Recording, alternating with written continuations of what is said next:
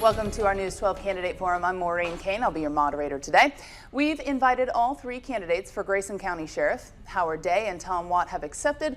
We have reached out to David Russell several times by phone, text, Facebook, in person, and over the air with no response. Now, gentlemen, you will be given 1 minute to answer each question. Let's begin with some questions about your backgrounds. Mr. Day, we will start with you. You are a Tom Bean Reserve Police Officer and former Anna Police Lieutenant. Your files contain several positive performance reviews and letters of commendation. It also shows a demotion from Lieutenant to Sergeant of Anna Police in January 2008. Can you explain to us why you moved down in rank? The chief had become our acting city manager for about 9 months, and when that happened, I was promoted to the rank of lieutenant and performed the duties of the acting chief of police. When the city hired a new city manager, our police chief became the deputy city manager and police chief.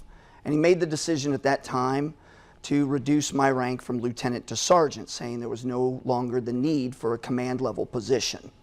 I took issue with that.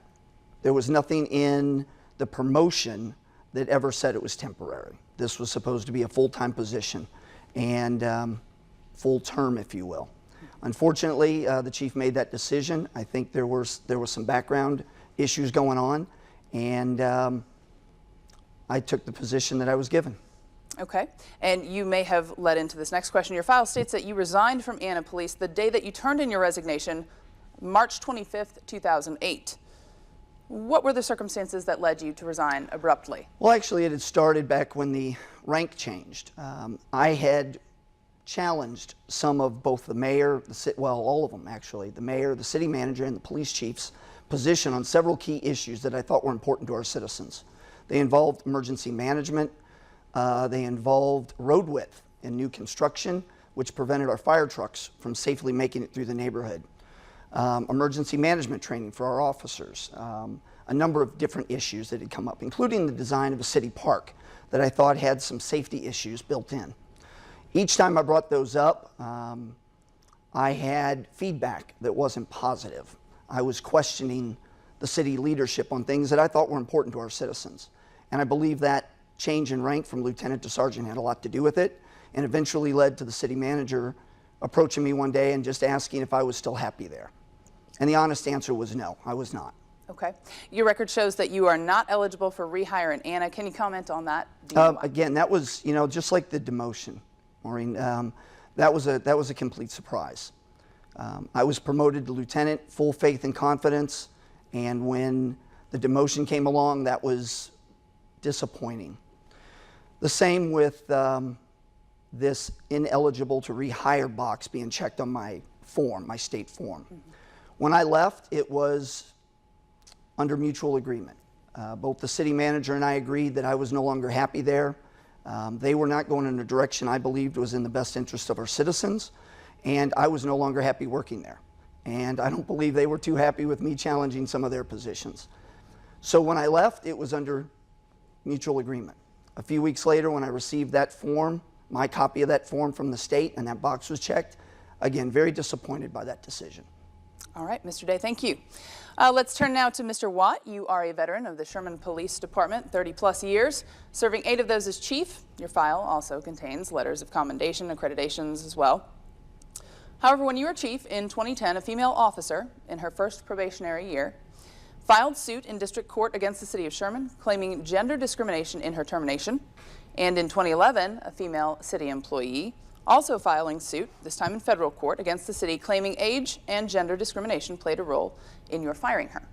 Please comment on these suits. Yes, ma'am. The young lady that was a police officer was unable to shoot. She could not meet the standard that we had set for firearms qualifications. We tried several avenues of approach to see if we could get her to pass the qualification. She was unable to do that.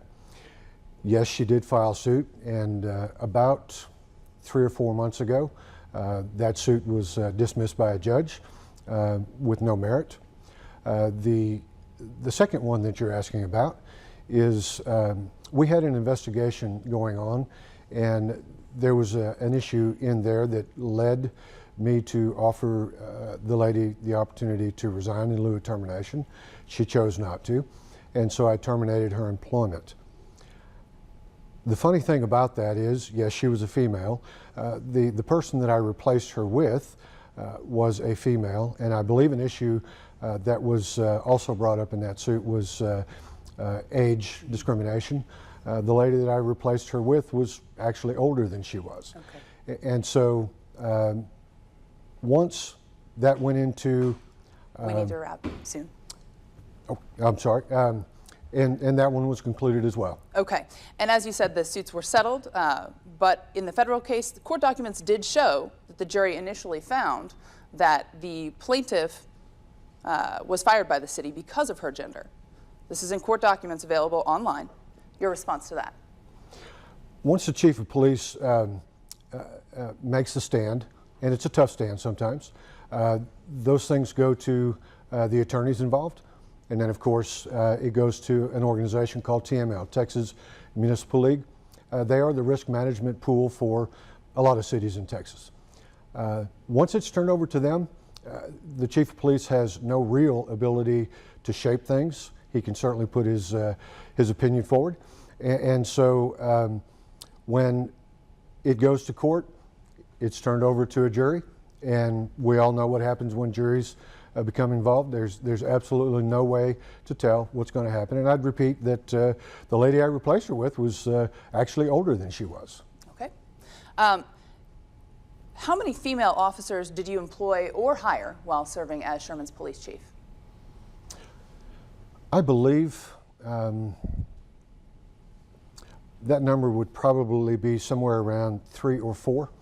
I didn't do any pre-research on that, but I would say 3 or 4. Okay. All right.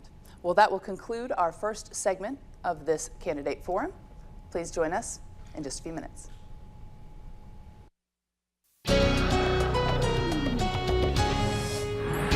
Welcome back to News 12's Candidate Forum. We are speaking with Howard Day and Tom Watt. David Russell has not responded to our requests to be here today. 2 scandals in the past 5 years at the Sheriff's Office have left some Grayson County residents calling for new blood. In 2011, Deputy Aaron Luton was fired, accused of stealing $20,000 of items, including guns, from the evidence at the Sheriff's Office. He pleaded guilty and was sentenced to 4 years in prison, which was reduced to probation in 2013. Now, gentlemen, what would you do to prevent something like this from happening again? We'll begin with Mr. Watt.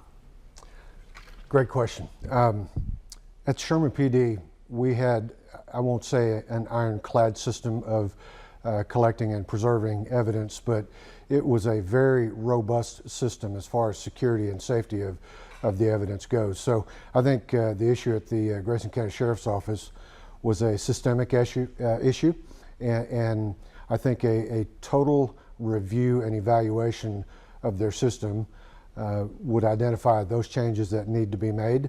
And that would be one of the first things that would take place after the election, because everything in the criminal justice system rests on the proper collection and storage of evidence and the presentation of that evidence in a court of law. Okay. Mr. Day, your response. As an Army CID special agent, one of the things that we specialize in is evidence and crime scene collection, collection of evidence at crime scenes.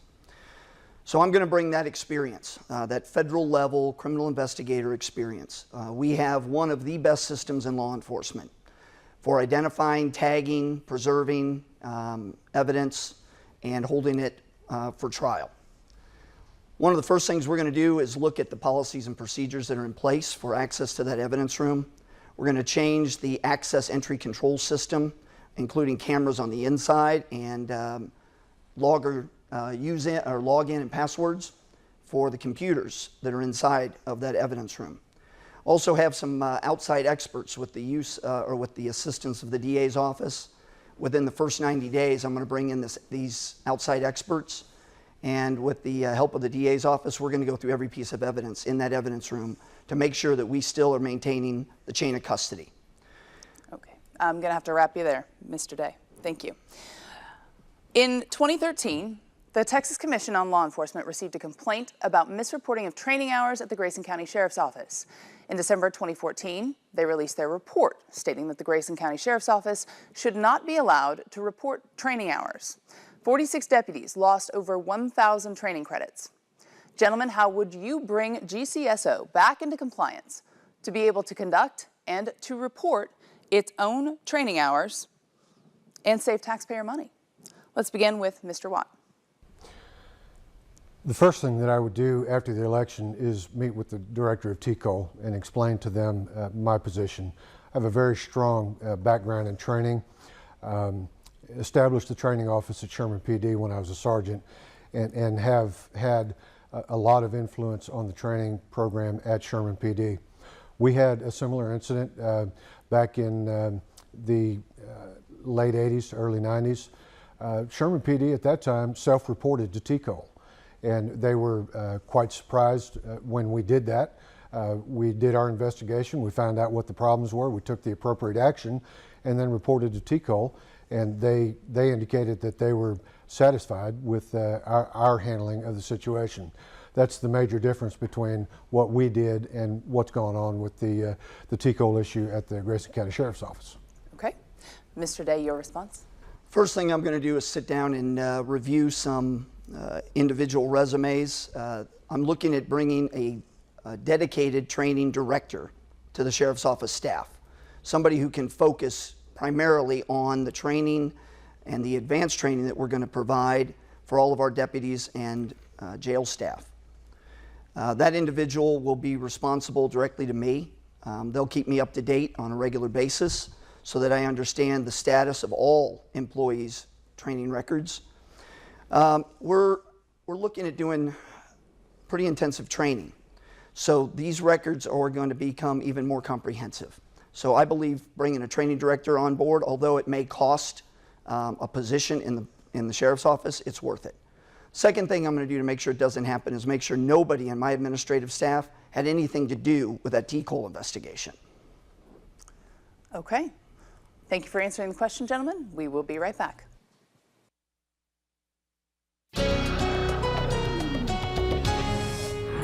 Welcome back to our News 12 Candidate Forum. In a story from February 11th that can be found on our website, Sheriff Keith Gary addressed the resignation of former Grayson County Sheriff's Office Lieutenant and current Sheriff's candidate David Russell, saying that Russell had been the aggressor in a physical altercation with another deputy. Russell has said that the incident was not physical and that no one was hurt. Gentlemen, how would you, as sheriff, handle a physical altercation with injuries between two deputies? Would you investigate regardless whether they were on or off duty? Mr. Day, let's begin with you. Absolutely. Absolutely. The men and women of the Sheriff's Office are held to a much higher standard. They need to be. They're wearing a badge.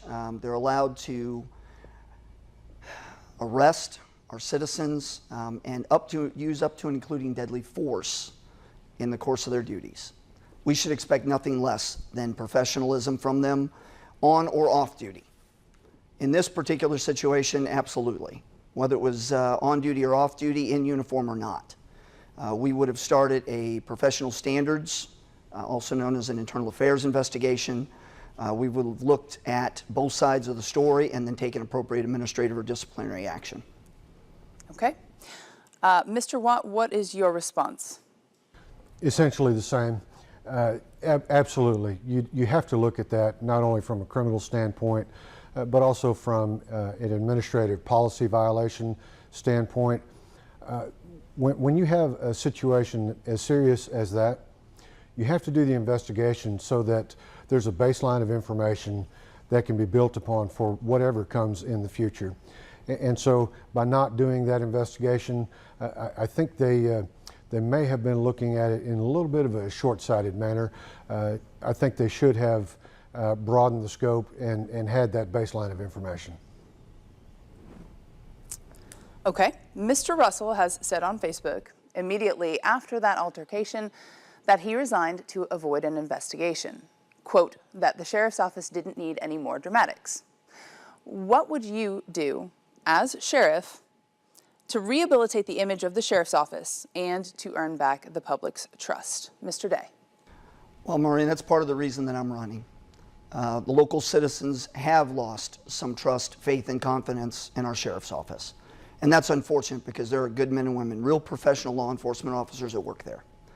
So one of the first things that I have to do as sheriff is put together an administrative team of respected professionals. And together, we will begin to rebuild the sheriff's office for the future. We are going to establish policies and procedures that are in line with both state and federal accreditation standards. We're going to roll out an in-service training program that will bring up the skill set of each of our employees. And we're going to work really hard with our local media and citizens groups to rebuild those bridges of trust. When they see the direction that we're going, this direction of change, fresh blood, they're going to like what they see. All right. Mr. Watt, your response? My response will be a professional development program at the Grayson County Sheriff's Office with a laser focus on training. It will also encompass open, honest, transparent interactions, not only throughout the organization and with all the employees, but also the people of the community. I have been asked by the chiefs of Sherman and Denison to run for the sheriff's office. I also enjoy the support of 8 other chiefs of police in Grayson County. That's 10 of 15 chiefs that are supporting my campaign. I believe that they understand that my track record of success is exactly what's needed at the sheriff's office to elevate them to the next level. And throughout the 4 corners of Grayson County, I find that my message is resonating with the community as well. Okay. Gentlemen, what, in your opinion, is the most important change that needs to be made, and most immediately, at the Grayson County Sheriff's Office? Let's begin with Mr. Watt. I think a strong, open, and honest management team there, people there that understand not only how valuable the human resource at the county is, but they have to be strong in integrity and professionalism, and of course they have to have a top-notch law enforcement background. I think that's the first thing that has to take place, and there are too many other things to mention what else needs to be changed, but I would go back to the professional development with that focus on training. They have to be able to understand that when they come to work, they have a job, and when they leave, they're going to have the same job when they come back. That's been an issue for the past probably 15 years, maybe 10 years. And so some stability is really what's needed at the organization. Okay, Mr. Day. You know, the very first thing that comes to mind for me to improve immediately is an issue of officer safety. I've talked about this number of times out on the campaign trail. We have a radio system that doesn't quite meet the standard. In fact, it puts men and women in law enforcement in harm's way. We have dead spots in our radio communication system, and the very first thing on my to-do list is to understand the scope of that issue and what it's going to take to fix it. And then I'll go in front of the Commissioner's Court if necessary to discuss the issue. But more importantly, and Tom kind of touched on it, is the morale at the department. One of the things that we absolutely cannot allow is for a toxic leader to take over this organization. Maureen, you alluded to some of the lawsuits earlier. The Sherman Police Department has had a number of issues under Mr. Watt's leadership. That is not the kind of toxic leader that this organization needs at this critical time. Our community is growing, and we need an organization that can have a leader, not only for the organization, but for the county. And the last thing the employees of the Sheriff's Office need right now is a toxic leader. All right, we'll wrap that question and move on. Several questions have been posed at other forums about how each candidate would manage the budget for the Sheriff's Office. That budget for the Sheriff's Office is $4.25 million, these figures coming from the county auditor, and the budget for the jail, $7.3 million. What areas do you think should be cut in order to more efficiently spend taxpayer money? Mr. Day. I don't think there is an area that we can cut per se, I mean completely remove money from the budget. As a Lean Six Sigma, a continuous process improvement expert, I've looked at this organization from an organizational standpoint and how they spend their money. I do believe there are areas that we can better spend, be more efficient, be a better steward of the taxpayers' money. And one of those areas is in the jail. The number that you quoted actually doesn't include the medical costs to take care of those incarcerated in our jail. I think that brings it up another $1 million, $995,000. By including electronic monitoring options for our district attorneys and our judges, we can reduce the overall jail population by about 18% and save about $1.5 million in operating costs in that jail. We can then use that money and reallocate it to other programs and bring other issues up and be able to address them. All right, Mr. Day, thank you. Mr. Watt. Mr. Day brings up the ankle monitoring program again. His lack of management experience, he was a temporary lieutenant for 9 months, indicated to me that he probably hadn't done his research. And so I paid a visit to the chief over probation in Grayson County and asked him if, as this program was put together, did anybody bother asking him about it? And I knew the answer was going to be no, and that's true. So Mr. Day's lack of management experience told me that that was going to be the case. Toxic leadership. Again, as a temporary lieutenant for 9 months, he needs to understand that as a chief law enforcement officer, you are the one that's automatically going to be sued. They don't sue bike officers, they don't sue reserve officers, they don't sue school resource officers. They automatically go after the chief. I have a proven track record. I'm proud of my record. All right, gentlemen, thank you so much for attending our News 12 forum. We do want to mention that David Russell, we reached out to him and have received no response from him. Gentlemen, thank you and good luck. Thank you.